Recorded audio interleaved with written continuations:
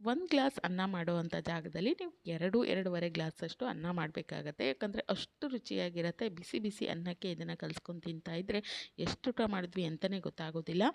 ಅಷ್ಟು ರುಚಿಯಾಗಿರುವಂಥ ಒಂದು ರೆಸಿಪಿನ ತೊಗೊಂಡು ಬಂದಿದ್ದೀನಿ. ಬಿಸಿ ಬಿಸಿ ಅನ್ನಕ್ಕೆ ತಿಂತಾ ಇದ್ದರೆ ಸೈಡ್ ಡಿಶ್ ಏನು ಬೇಡಪ್ಪ, ಅಥವಾ ಸಾಂಬಾರು ಪಲ್ಯ ಏನೂ ಬೇಡ, ಇದೊಂದಿದ್ದರೆ ಸಾಕು, ಹೊಟ್ಟೆ ತುಂಬ ಊಟ ಮಾಡ್ಬೋದು. ಮಾಡ್ಕೊಳ್ಳೋವಂಥ ವಿಧಾನ ಕೂಡ ಸುಲಭ, ಜೊತೆಗೆ ತಿನ್ನಲಿಕ್ಕಂತೂ ಬಾಯಿಗೆ ಅದ್ಭುತವಾಗಿರುತ್ತೆ. ಯಾವ ರೀತಿ ಮಾಡೋದು ಅಂತೇಳಿ ನೋಡ್ಕೊಳ್ಳೋಣ. ನಾನಿಲ್ಲಿ ಟೊಮೊಟೊನ ಒಂದು 5 ಟೊಮೊಟೊ ತೊಗೊಂಡಿದ್ದೀನಿ. ಈ ರೀತಿ ಹಣ್ಣಾಗಿರುವಂಥ ಟೊಮೊಟೊನ ತೊಗೊಳ್ಳಿ. ಚೆನ್ನಾಗಿ ತೊಳೆದ್ಬಿಟ್ಟು ಈ ರೀತಿ ಮಧ್ಯಭಾಗದಲ್ಲಿ ಇರುವಂಥ ತೊಟ್ಟಿನ ಭಾಗನ ತೆಗೆದ್ಬಿಟ್ಟು ಈ ರೀತಿ ಕಟ್ ಮಾಡಿ ಎತ್ತಿಟ್ಕೊಂಡಿದ್ದೀನಿ. ಇನ್ನು ಈ ಕಡೆ ನಾನು ಪ್ಯಾನ್ಗೆ ಸ್ವಲ್ಪ ಎಣ್ಣೆನ ಹಾಕ್ಕೊಂಡಿದ್ದೀನಿ. ಅದರಲ್ಲಿ ಒಂದು 10-12 ಎಸಳು ಬೆಳ್ಳುಳ್ಳಿನ ಸಿಪ್ಪೆ ತೆಗೆದ್ಬಿಟ್ಟು ಹಾಕ್ಕೊಂಡಿದ್ದೀನಿ. ಅದರ ಜೊತೆಗೇ ನಿಮಗೆ ಖಾರಕ್ಕೆ ಎಷ್ಟು ಬೇಕಾಗುತ್ತೋ ಅಷ್ಟು ಒಣಮೆಣಸನ್ನು ಹಾಕ್ಕೊಂಡು ಈ ರೀತಿ ಕಲರ್ ಚೇಂಜ್ ಆಗಿ, ಅಂದರೆ ನಮಗೆ ಬೆಳ್ಳುಳ್ಳಿ ಆಗಿರ್ಬೋದು ಅಥವಾ ಒಣಮೆಣಸು ಆಗಿರ್ಬೋದು ಗರಿಗರಿಯಾಗಿ ಚೆನ್ನಾಗಿ ಡ್ರೈ ಆಗಿ ರೋಸ್ಟ್ ಆಗಿರಬೇಕು. ಅಲ್ಲಿವರೆಗೂ ಹುರಿದ್ಬಿಟ್ಟು ಅದನ್ನು ತೆಕ್ಕೊಳ್ತಾ ಇದ್ದೀನಿ. ಇನ್ನು ಅದೇ ಬಾಣಲೆಗೆ ಎಣ್ಣೆ ಏನಿತ್ತು ಅದಕ್ಕೇ ನಾನಿಲ್ಲಿ ಒಂದು 3 ಈರುಳ್ಳಿನ ಈ ರೀತಿ ಉದ್ದುದ್ದನಾಗಿ ಕಟ್ ಮಾಡ್ಕೊಂಡಿದ್ದೀನಿ. ಈರುಳ್ಳಿ ಹಾಕ್ಕೊಂಡು 1 ಎಸಳಾಗುವಷ್ಟು ಕರಿಬೇವಿನ ಎಲೆಗಳನ್ನು ತೊಳೆದ್ಬಿಟ್ಟು ಅದನ್ನು ಕೂಡ ಸೇರಿಸ್ಕೊಳ್ತಾ ಇದ್ದೀನಿ. ನೋಡಿ, ನಾವೇನು ಈರುಳ್ಳಿ ಹಾಕ್ಕೊಂಡಿದ್ದೀವಲ್ಲ ಕಂಪ್ಲೀಟಾಗಿ ಬಣ್ಣ ಚೇಂಜ್ ಆಗಿ ಹಸಿ ವಾಸನೆ ಎಲ್ಲ ಹೋಗಿ ನೋಡಿ ಈ ರೀತಿ ಕಲರ್ ಚೇಂಜ್ ಆಗಬೇಕು. ಸ್ವಲ್ಪ ಗೋಲ್ಡನ್ ಬ್ರೌನ್ ಕಲರ್ ಆಗ್ತಾ ಇರುತ್ತಲ್ಲ, ಅದರ ಜೊತೆಗೇ ನಾವು ಏನು ಹಾಕಿದ್ದೀವಲ್ಲ ಕರಿಬೇವು, ಅದು ಕೂಡ ಗರಿಗರಿಯಾಗಿರುತ್ತೆ. ಇದನ್ನು ತೆಕ್ಕೊಳ್ತಾ ಇದ್ದೀನಿ. ಇನ್ನು ಅದರಲ್ಲಿ ಎಣ್ಣೆ ಕಂಪ್ಲೀಟಾಗಿ ಖಾಲಿಯಾಗಿತ್ತು. ನಾನು ಮತ್ತೆ ಸ್ವಲ್ಪ ಎಣ್ಣೆನ ಹಾಕಿಬಿಟ್ಟು ನಾವೇನು ಮೊದಲೇ ಹೆಚ್ಚಿಟ್ಕೊಂಡಿದ್ದೀವಲ್ಲ ಟೊಮೊಟೊ, ಅವುಗಳನ್ನು ನೋಡಿ ಈ ರೀತಿಯಾಗಿ ಹಾಕ್ಕೊಳ್ತಾ ಇದ್ದೀನಿ. ನಾವು ಕಟ್ ಮಾಡಿರೋಂಥ ಎಲ್ಲ ಟೊಮೊಟೊಗಳನ್ನು ಹಾಕ್ಕೊಳ್ಬೇಕು.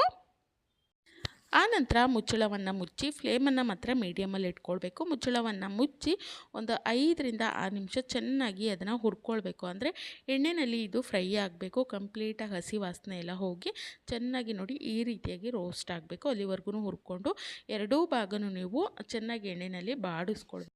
ನಾವು ಕಟ್ ಮಾಡಿರೋವಂಥ ಭಾಗ ಮತ್ತು ಹಿಂದುಗಡೆ ಭಾಗ ಏನಿದೆ ಎರಡನ್ನೂ ಚೆನ್ನಾಗಿ ಈ ರೀತಿ ಹುರ್ಕೊಳ್ಬೇಕು.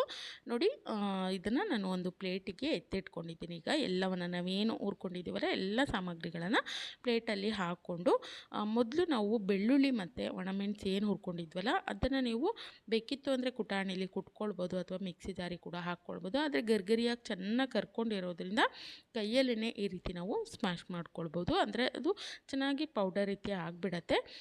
ಇಲ್ಲ ಅಂದರೆ ನೀವು ಒಂದು ಕುಟಾಣಿಲಾದರೂ ಕುಟ್ಕೊಳ್ಬೋದು. ಆದರೆ ಕೈಯಿಂದ ಮಾಡೋದ್ರಿಂದ ರುಚಿ ತುಂಬ ಚೆನ್ನಾಗಿರುತ್ತೆ. ಹಾಗಾಗಿ ಕೈಯಲ್ಲೇ ನೀವು ಆರಾಮಾಗಿ ಮಾಡ್ಕೊಳ್ಬೋದು. ಜೊತೆಗೆ ಗರ್ಗರಿಯಾಗಿರೋದ್ರಿಂದ ಕೈಯಲ್ಲೇ ಚೆನ್ನಾಗಿ ಅದು ಮೆಣಸಿಕಾಯಿ ಎಲ್ಲ ಪುಡಿ ಪುಡಿ ಆಗಲಿಕ್ಕೆ ಶುರುವಾಗುತ್ತೆ. ಈ ರೀತಿ ಮಾಡಿಟ್ಕೊಳ್ಳಿ.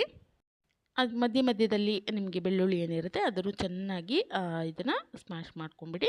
ಇನ್ನು ಕೊನೆಯಲ್ಲಿ ನಾನು ರುಚಿಗೆ ಎಷ್ಟು ಬೇಕಾಗುತ್ತೋ ಅಷ್ಟು ಉಪ್ಪನ್ನು ಇದರೊಟ್ಟಿಗೆ ಸೇರಿಸ್ಕೊಂಡಿದ್ದೀನಿ.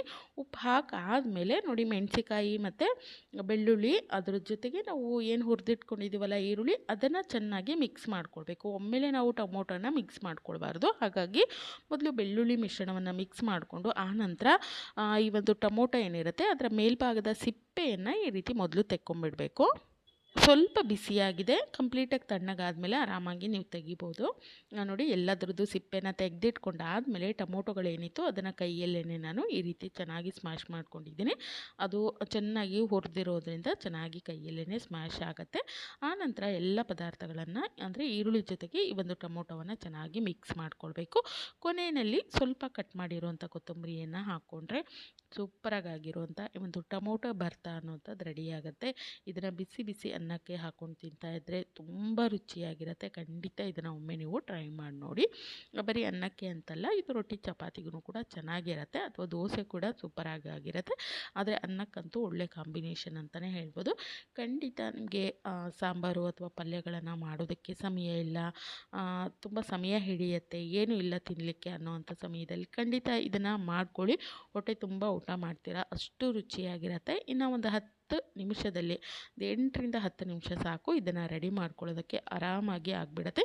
ಯಾವುದೇ ನಾನ್ ವೆಜ್ಗಿಂತನೂ ರುಚಿಯಾಗಿರುತ್ತೆ ಈ ಒಂದು ಟೊಮೊಟೊ ಭರ್ತಾ ಅಂತಲೇ ಹೇಳ್ಬೋದು. ಅಷ್ಟು ಚೆನ್ನಾಗಿರುತ್ತೆ. ಬಿಸಿ ಬಿಸಿ ಅನ್ನಕ್ಕೆ ಒಂದು ತುತ್ತನ್ನು ತಿನ್ನೋ ಅಂಥವ್ರು ಒಂದು 5-6 ತುತ್ತಂತೂ ಅನ್ನ ಹಾಗೇ ಒಳಗಡೆ ಸೇರ್ತಾ ಇರುತ್ತೆ. ಅಷ್ಟು ರುಚಿಯಾಗಿರುತ್ತೆ.